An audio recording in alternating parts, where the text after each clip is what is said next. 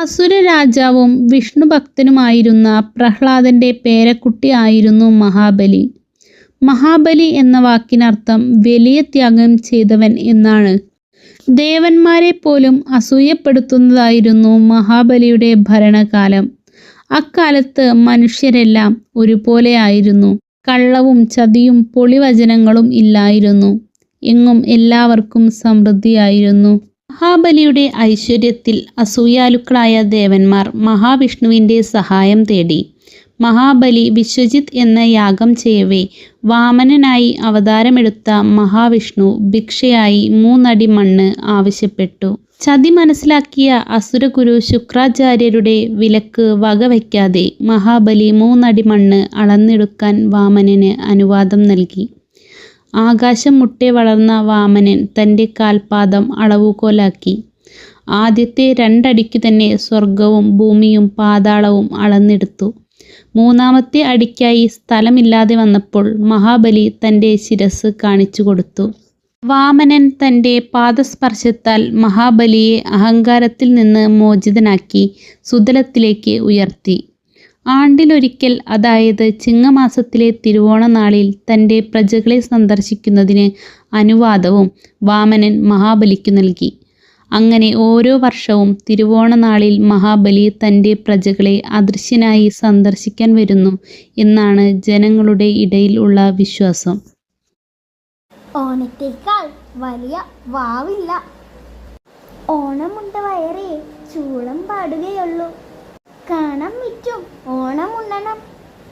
തിരുവോണം തിരുതകൃതി. തിരുവോണത്തിനില്ലാത്തത് തിരുവാതിരയ്ക്ക്. ഓണം കഴിഞ്ഞാൽ ഓലപ്പുര ഓട്ടപ്പുര. ഓണം കേറാമൂല. ഓണം പോലെയാണോ തിരുവാതിര? ഓണം മുഴക്കോല് പോലെ. ഓണം വന്നാലും ഉണ്ണി പിറന്നാലും കോരനു കുമ്പിളിൽ തെന്നി കൊഞ്ഞി. ഓണം വരാനൊരു മൂലം വേണം. ഓണത്തപ്പ കുടുവായറ ഇന്നു തീരും തിരുവോണം.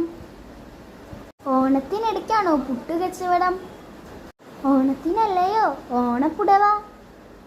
1-ാം ഓണം നല്ലോണം, 2-ാം ഓണം കണ്ടോണം, 3-ാം ഓണം മുക്കിയും മൂളിയും, 4-ാം ഓണം നക്കിയും തുടച്ചു, 5-ാം ഓണം പിഞ്ചോണം, 6-ാം ഓണം അരിവാളും വെള്ളിയും. ഉറുമ്പോണം കരുത്തും പോലെ. ഉള്ളത് കൊണ്ട് ഓണം പോലെ. ഉത്രാടം ഉച്ച കഴിഞ്ഞാൽ അച്ചിമാർക്കൊക്കെയും വെപ്രാളം. ഉണ്ടെങ്കിൽ ഓണം പോലെ, അല്ലെങ്കിൽ ഏകാദശി. അവിട്ടക്കട്ട ചവിട്ടി പൊട്ടിക്കണം. അത്തപ്പത്തോണം വന്നടുത്തടൂ നായരെയും ചോതി പുഴുങ്ങായും നെല്ലുതായോ. അത്തം വെളുത്താൽ ഓണം കരുക്കും. അത്തം 10 ഓണം. അത്തം 10-ന് പൊന്നോണം. അത്തമത്തൻ. അത്തം നാളിൽ ഒരുക്കുന്ന പൂക്കളത്തിൽ മത്തങ്ങയുടെ പൂവ് പ്രധാനമാണ്. പിള്ളേരോണം. കർക്കിടക മാസത്തിലെ തിരുവോണ ദിവസം കൊണ്ടാടി വരുന്ന ഒരു ആഘോഷമാണ് പിള്ളേരോണം. 5-ാം ഓണം. ഉത്രട്ടാതി നാൾ. ഓണത്തിൻ്റെ 5-ാം ദിവസം. അത്തച്ചമയം. കൊച്ചി, കോഴിക്കോട് രാജാക്കന്മാർ ചിങ്ങമാസത്തിലെ അത്തം നാളിനോടനുബന്ധിച്ച് നടത്തിയിരുന്ന ആഘോഷം. അമ്മായി ഓണം. 2-ാം ഓണം. മരുമക്കത്തായ തറവാടുകളിൽ പ്രധാനം. കാക്കപ്പൂരാടം.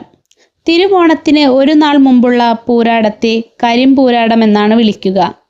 പൂരാടത്തിൽ ഒരുക്കുന്ന ആകർഷകമല്ലാത്ത കാക്കപ്പൂവാണ് ഇതിനു കാരണം. മൂലക്കളം. മൂലം നാളിൽ ഉണ്ടാക്കുന്ന പൂക്കളം മൂല ആകൃതിയിലുള്ളതായിരിക്കണം. അവിട്ടക്കട്ട. ഓണക്കാലത്തെ ഒരു കറിയാണ് അവിട്ടക്കട്ട. ഓണക്കാടി, കാടിയോണം, പഴം കൂട്ടാൻ എന്നൊക്കെ പേരുകളുണ്ട് ഇതിന്. തിരുവോണ നാളിലെ സദ്യയിൽ മിച്ചം വന്നവ അവിട്ടം നാൾ രാവിലെ ഭക്ഷണമാക്കുന്നു.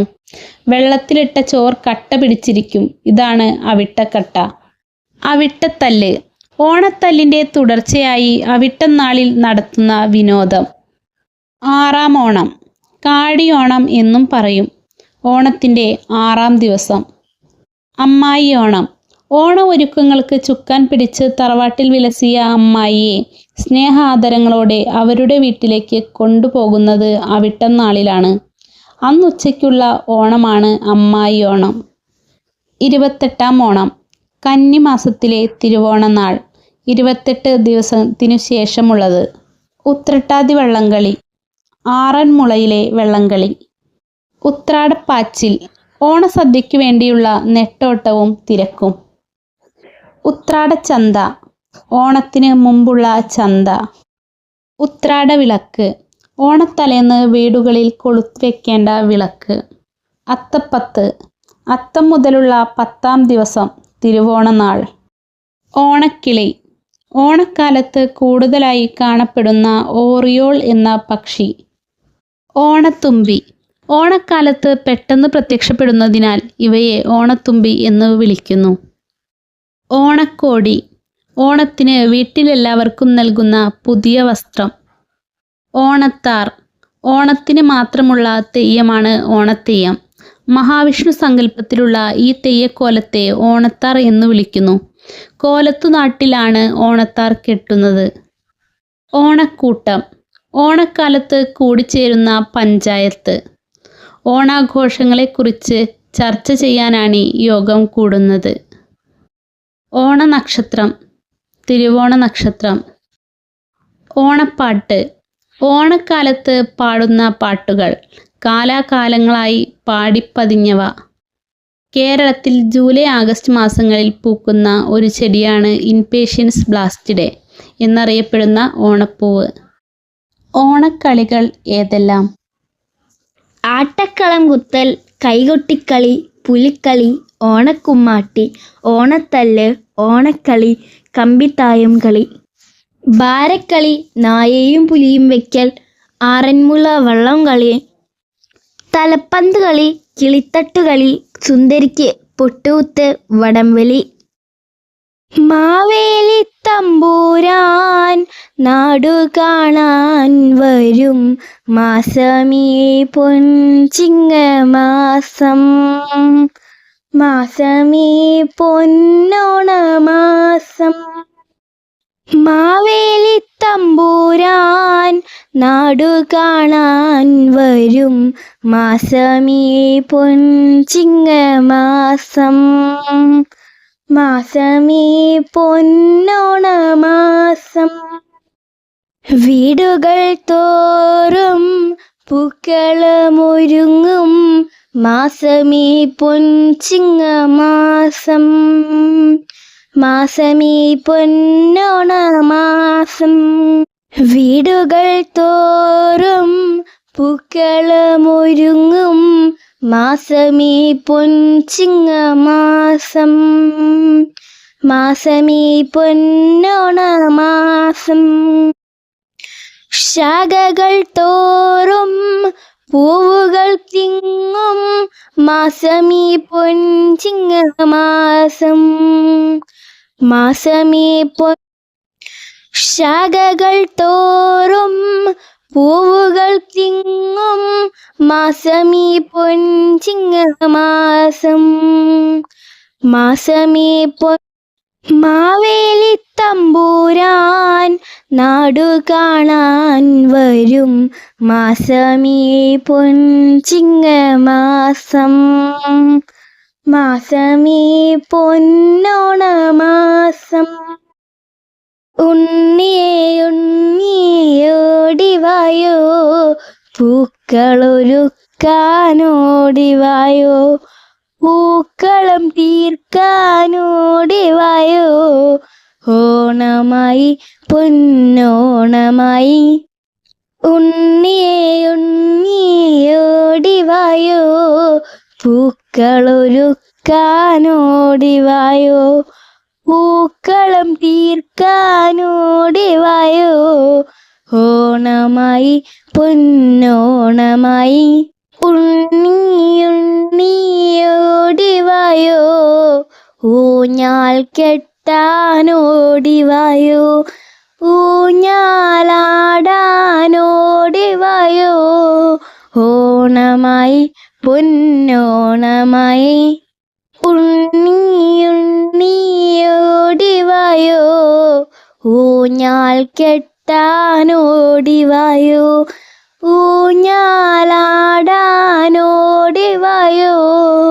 ഓണമായി പൊന്നോണമായി ഉണ്ണിയോടിവായോ തുമ്പി തുള്ളാനോടിവായോ കുമ്മട്ടിയാടാനോടിവായോ ഓണമായി പൊന്നോണമായി ഉണ്ണിയോടിവായോ തുമ്പി തുള്ളാനോടിവായോ കുമ്മട്ടിയാടാനോടിവായോ ഓണമായി പൊന്നോണമായി ഉണ്ണിയോടിവായോ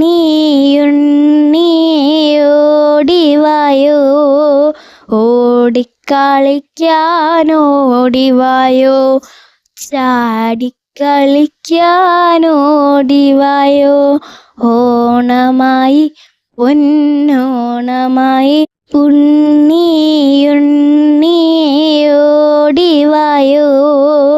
ഓടിക്കളിക്കാനോടിവായോ ചാടിക്കളിക്കാനോടിവായോ ഓണമായി പൊന്നോണമായി ഉണ്ണിയോടിവായോ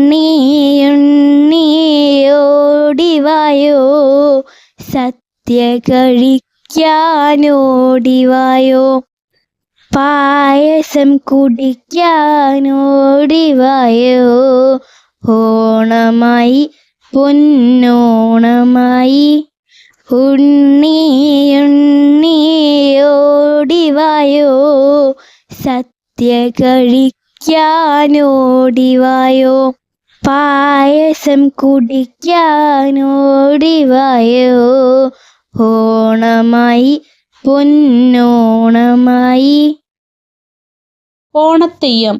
തെയ്യങ്ങളുടെ നാടായ ഉത്തര കേരളത്തിൽ ഓണത്തിന് മാത്രമുള്ള തെയ്യമാണ് ഓണത്തെയ്യം. മഹാബലി സങ്കല്പത്തിലുള്ള ഈ നാട്ടുദൈവത്തിന് ഓണത്താർ എന്നാണ് പേര്. വണ്ണാന്മാരാണ് ഓണത്തെയ്യം കെട്ടിയാടുന്നത്. ചിങ്ങത്തിലെ ഉത്രാടം, തിരുവോണം എന്നീ നാളുകളിൽ ചെറിയ ആൺകുട്ടികളാണ് ഓണത്താർ തെയ്യം കെട്ടുക.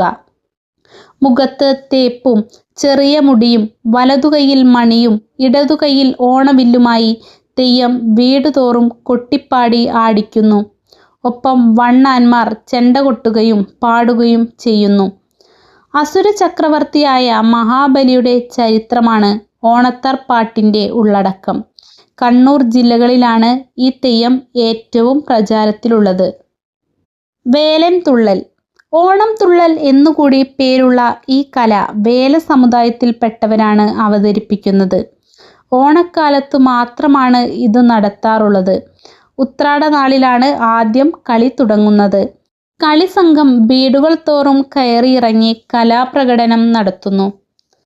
ദേശത്തെ പ്രധാനപ്പെട്ട ഏതെങ്കിലും ക്ഷേത്രത്തിന് മുന്നിൽ വെച്ചാണ് ആദ്യ പ്രകടനം. തുടർന്ന് നാട്ടിലെ പ്രമാണിമാരുടെ ഭവനങ്ങളിലും.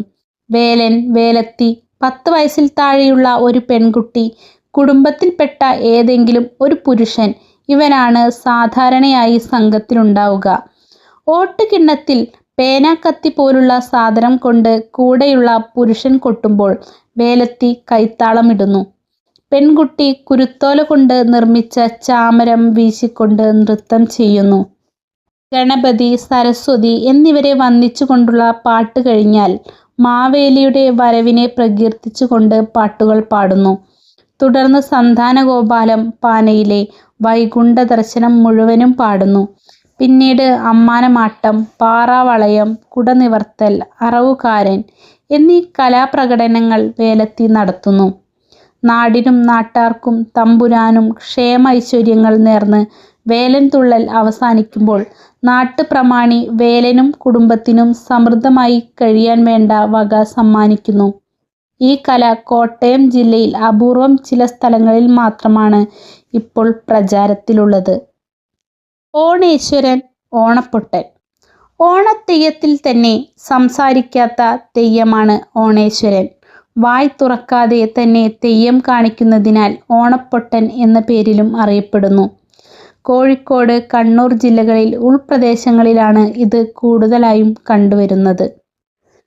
മലയ സമുദായക്കാർക്ക് രാജാക്കന്മാർ നൽകിയ വേഷം കെട്ടാനുള്ള അവകാശം. ഓണത്തെയ്യത്തെപ്പോലെ ചിങ്ങത്തിലെ ഉത്രാടത്തിനും തിരുവോണത്തിനുമാണ് ഓണേശ്വരൻ വീടുകൾ തോറും കയറിയിറങ്ങുന്നത്. മുഖത്ത് ചായവും കുരുത്തോലക്കുടയും കൈതനാരുകൊണ്ട് തലമുടിയും കിരീടം, കൈവള, പ്രത്യേക രീതിയിലുള്ള ഉടുപ്പ് എന്നീ ആടയാഭരണങ്ങളുമാണ് ഓണപ്പൊട്ടൻ്റെ വേഷവിധാനം. ഓണപ്പൊട്ടൻ ഒരിക്കലും കാൽ നിലത്തുറപ്പിക്കില്ല. താളം ചവിട്ടുകയും ഓടുകയും ചെയ്തുകൊണ്ടേയിരിക്കും. ദക്ഷിണയായി അരിയും പണവുമാണ് ലഭിക്കാറ്. ഓണവില്ല്.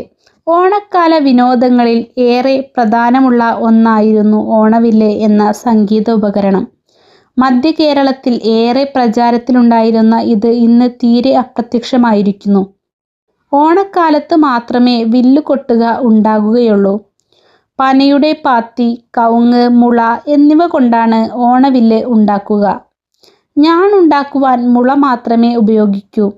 നല്ല വശമുള്ളവർ കൊട്ടിയാൽ ശ്രവണമധുരമായ ശബ്ദം പുറപ്പെടുവിക്കുകയും ചെയ്യുന്ന വയലിൻ പോലുള്ള ഉപകരണമാണ്. പണ്ട് കാലങ്ങളിൽ ഓണക്കാലമായാൽ ഓണവില്ലിൻ്റെ പാട്ട് കേൾക്കാത്ത വീടുകൾ ഉണ്ടാകാറില്ല എന്ന് പറയുന്നുണ്ട്. ഈ വില്ലിന്മേൽ തായമ്പക, മേളം എന്നിവ കൊട്ടാറുണ്ട്. ഒരു കൈകൊണ്ട് മാത്രമേ ഇത് കൊട്ടാൻ പറ്റൂ എന്നതിനാൽ അഭ്യസിക്കാൻ ഏറെ വിഷമമുള്ള വാദ്യോപകരണമാണ് ഇത്. ആദരണീയരായ അധ്യാപകരെ, പ്രിയപ്പെട്ട സഹപാഠികളെ, എല്ലാവർക്കും എൻ്റെ ഹൃദയം നിറഞ്ഞ ഓണാശംസകൾ. പൊന്നിൻ ചിങ്ങമാസത്തിൻ്റെ പുലരിയിൽ നമ്മുടെ മനസ്സുകളിൽ പൂവിടുന്ന സന്തോഷത്തിൻ്റെയും സമൃദ്ധിയുടെയും ഉത്സവമാണ് ഓണം. മാവേലി തമ്പുരാൻ്റെ ഐശ്വര്യപൂർണമായ ഭരണകാലത്തെ അനുസ്മരിപ്പിക്കുന്ന ഈ ഉത്സവം നമ്മുടെ സംസ്കാരത്തിൻ്റെയും പാരമ്പര്യത്തിൻ്റെയും അമൂല്യ നിധിയാണ്. ഓണക്കാലം നമ്മെ ഓർമ്മിപ്പിക്കുന്നത് ഐക്യത്തിൻ്റെയും സാഹോദര്യത്തിൻ്റെയും സന്ദേശമാണ്. ജാതിമതഭേദമന്യേ എല്ലാ മലയാളികളും ഒന്നു ചേർന്ന് ആഘോഷിക്കുന്ന ഈ ഉത്സവം നമ്മുടെ സമൂഹത്തിൻ്റെ മതേതര സ്വഭാവത്തിൻ്റെ ഉത്തമ ഉദാഹരണമാണ്. പൂക്കളം, ഓണസദ്യ, വള്ളംകളി, കൈകൊട്ടിക്കളി തുടങ്ങി ഓണത്തെ വർണ്ണാഭമാക്കുന്ന നിരവധി ആചാരങ്ങളും അനുഷ്ഠാനങ്ങളും നമ്മുടെ പൈതൃകത്തിൻ്റെ ഭാഗമാണ്. ഈ ആഘോഷങ്ങൾ നമ്മുടെ കുടുംബാംഗങ്ങളെയും സുഹൃത്തുക്കളെയും ഒന്നിപ്പിക്കുകയും പരസ്പര സ്നേഹവും ബഹുമാനവും വളർത്തുകയും ചെയ്യുന്നു. ഓണക്കാലം നമ്മെ ഓർമ്മിപ്പിക്കുന്നത് പങ്കുവയ്ക്കലിൻ്റെയും കരുതലിൻ്റെയും പ്രാധാന്യമാണ്. ഓണസദ്യയിൽ നാം എല്ലാവരും ഒന്നിച്ചിരുന്ന് ആഹാരം കഴിക്കുന്നത് ഈ സന്ദേശത്തിൻ്റെ പ്രതീകമാണ്. നമ്മുടെ സമൂഹത്തിലെ അശരണരും പാർശ്വവൽക്കരിക്കപ്പെട്ടവരുമായ ആളുകളെ കൈത്താങ്ങാനും ഈ ഓണക്കാലം നമുക്ക് പ്രചോദനമേകട്ടെ. ഈ ഓണക്കാലം നമുക്ക് പുതിയ പ്രതീക്ഷകളും സ്വപ്നങ്ങളും നൽകട്ടെ. നമ്മുടെ ജീവിതത്തിൽ സന്തോഷവും സമാധാനവും നിറയട്ടെ. നമ്മുടെ നാടിൻ്റെ പുരോഗതിക്കും ക്ഷേമത്തിനും വേണ്ടി നമുക്ക് ഒരുമിച്ച് പ്രവർത്തിക്കാം. എല്ലാവർക്കും ഒരിക്കൽ കൂടി ഹൃദയം നിറഞ്ഞ ഓണാശംസകൾ. കേരളത്തിലെ ഒരു പ്രധാന ഉത്സവമാണ് ഓണം. സാധാരണയായി ആഗസ്റ്റ്, സെപ്റ്റംബർ മാസങ്ങളിൽ ഇത് വരുന്നു. കേരളത്തിലെ പുരുഷന്മാരും സ്ത്രീകളും കുട്ടികളും ഈ ഉത്സവത്തിന് ആഹ്ലാദത്തോടെ കാത്തിരിക്കുകയാണ്. മലയാളികളുടെ ദേശീയോത്സവമാണ് ഓണം. ഈ വാർഷിക ഗ്രിഗോറിയൻ കലണ്ടറിൽ ഓഗസ്റ്റ്, സെപ്റ്റംബർ മാസങ്ങളിലും മലയാളം കലണ്ടറിൽ ചിങ്ങമാസത്തിലുമാണ് വരുന്നത്. ഓണാഘോഷത്തിൻ്റെ സമയത്ത് കേരളം സന്ദർശിക്കുന്ന മഹാബലിയുടെ ഓർമ്മയ്ക്കായാണ് ഈ ആഘോഷം കൊണ്ടാടുന്നത്. ലോകത്തിൻ്റെ നാനാഭാഗത്തുമുള്ള മലയാളികൾ ജാതിമതഭേദമന്യേ ഈ ഉത്സവം ആഘോഷിക്കുന്നു. ഓണം സംബന്ധിച്ച് പല ഐതിഹ്യങ്ങളും ചരിത്രരേഖകളും നിലവിലുണ്ടെങ്കിലും ഓണം ആത്യന്തികമായി ഒരു വിളവെടുപ്പ് അഥവാ വ്യാപാരോത്സവമാണെന്ന് കരുതിപ്പോരുന്നു. കേരളത്തിൽ ഓണം തമിഴ്നാട്ടിൽ നിന്നും സംക്രമിച്ചതാണെന്നാണ് വിദഗ്ധർ പറയുന്നത്. AD 8 വരെ ദ്രാവിഡദേശം പല നിലയിൽ സമാനവും ആയിരുന്നു. ഒരു സ്മരണയുടെ പ്രതീകമായിട്ടാണ് ഈ ഉത്സവം തുടക്കം കുറിച്ചത്. മഹാബലി സ്മരണയാണ് അത്. വാമന വിജയത്തെ അടിസ്ഥാനമാക്കി അത് ക്ഷേത്രോത്സവമായിട്ടായിരുന്നു തുടങ്ങിയതെങ്കിലും പിന്നീട് അത് ഗാർഹികോത്സവമായി മാറി. ചിങ്ങമാസത്തിലെ അത്തം നക്ഷത്രം മുതൽ തുടങ്ങുന്ന ഓണാഘോഷം തിരുവോണം നാളിൽ പ്രാധാന്യത്തോടെ ആഘോഷിക്കുകയും ചതയം നാൾ വരെ നീണ്ടു നിൽക്കുകയും ചെയ്യുന്നു. തൃക്കാക്കരയാണ് ഓണത്തപ്പൻ്റെ ആസ്ഥാനം. എന്നാൽ അവിടെ മഹാബലിക്ക് പകരം വാമനനെയാണ് ആരാധിക്കുന്നത്. ഒരു പക്ഷേ വാമനൻ മഹാബലിക്കുമേൽ വിജയം നേടിയത് തൃക്കാക്കരയിൽ വെച്ചാവാം.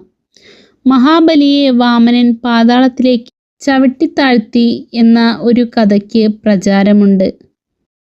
പക്ഷേ ചവിട്ടിത്താഴ്ത്തിയ ഒരു കഥ എവിടെയും പറയുന്നില്ല. ഭാഗവത പുരാണത്തിലാണ് ബലിയുടെ കഥയുള്ളത്. അതിൽ സുതലത്തിലേക്ക് പറഞ്ഞയക്കുകയും മഹാവിഷ്ണു അദ്ദേഹത്തിൻ്റെ ദ്വാരപാലകനായി നിന്നു എന്നുമാണ് കഥ.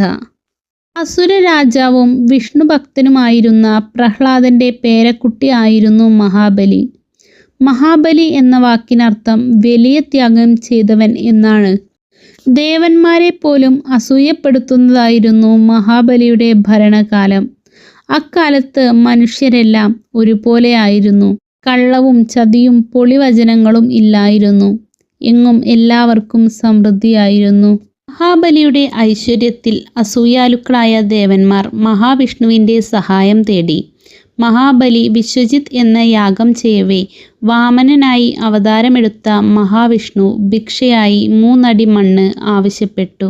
ചതി മനസ്സിലാക്കിയ അസുരഗുരു ശുക്രാചാര്യരുടെ വിലക്ക് വകവയ്ക്കാതെ മഹാബലി 3 അടി മണ്ണ് അളന്നെടുക്കാൻ വാമനന് അനുവാദം നൽകി. ആകാശം മുട്ടെ വളർന്ന വാമനൻ തൻ്റെ കാൽപാദം അളവുകോലാക്കി. ആദ്യത്തെ 2 അടിക്കു തന്നെ സ്വർഗവും ഭൂമിയും പാതാളവും അളന്നെടുത്തു. 3-ാമത്തെ അടിക്കായി സ്ഥലമില്ലാതെ വന്നപ്പോൾ മഹാബലി തൻ്റെ ശിരസ് കാണിച്ചു കൊടുത്തു. വാമനൻ തൻ്റെ പാദസ്പർശത്താൽ മഹാബലിയെ അഹങ്കാരത്തിൽ നിന്ന് മോചിതനാക്കി സുതലത്തിലേക്ക് ഉയർത്തി. ആണ്ടിലൊരിക്കൽ, അതായത് ചിങ്ങമാസത്തിലെ തിരുവോണനാളിൽ തൻ്റെ പ്രജകളെ സന്ദർശിക്കുന്നതിന് അനുവാദവും വാമനൻ മഹാബലിക്കു നൽകി. അങ്ങനെ ഓരോ വർഷവും തിരുവോണനാളിൽ മഹാബലി തൻ്റെ പ്രജകളെ അദൃശ്യനായി സന്ദർശിക്കാൻ വരുന്നു എന്നാണ് ജനങ്ങളുടെ ഇടയിൽ ഉള്ള വിശ്വാസം. പരശുരാമ കഥയുമായി ബന്ധപ്പെട്ട മറ്റൊരു ഐതിഹ്യവും ഓണത്തെ സംബന്ധിച്ചുണ്ട്. വരുണനിൽ നിന്ന് കേരള ക്ഷേത്രത്തെ മോചിപ്പിച്ച് ബ്രാഹ്മണർക്ക് ദാനം നൽകിയ പരശുരാമൻ അവരുമായി പിണങ്ങിപ്പിരിയുന്നു. മാപ്പപേക്ഷിച്ച ബ്രാഹ്മണരുടെ അഭ്യർത്ഥനയെ തുടർന്ന് വർഷത്തിലൊരിക്കൽ തൃക്കാക്കരയിൽ അവതരിക്കുമെന്ന് വാഗ്ദാനം ചെയ്യുന്നു. ഈ ദിവസം ഓണമെന്നും സങ്കല്പമുണ്ട്. ഇതും കെട്ടുകഥയാണെന്നു തന്നെയാണ് നിഗമനങ്ങൾ. പരശുരാമനെക്കുറിച്ചുള്ള കഥകൾ വിവരിക്കുന്ന കൃതികൾ 10-ാം നൂറ്റാണ്ടിനു ശേഷം രചിക്കപ്പെട്ടവയാണ്. എന്നാൽ അതിന് എത്രയോ മുമ്പ് തന്നെ കേരളം ദേശമായി രൂപപ്പെട്ടു കഴിഞ്ഞിരുന്നു. വീഡിയോ ഇഷ്ടപ്പെട്ടാൽ ലൈക്ക് ചെയ്യാനും ഷെയർ ചെയ്യാനും സബ്സ്ക്രൈബ് ചെയ്യാനും മറക്കരുതേ. തുടർന്നും ഇതുപോലെയുള്ള വിജ്ഞാനപ്രദമായ വീഡിയോകൾക്കായി ഈ ചാനൽ സബ്സ്ക്രൈബ് ചെയ്യുക.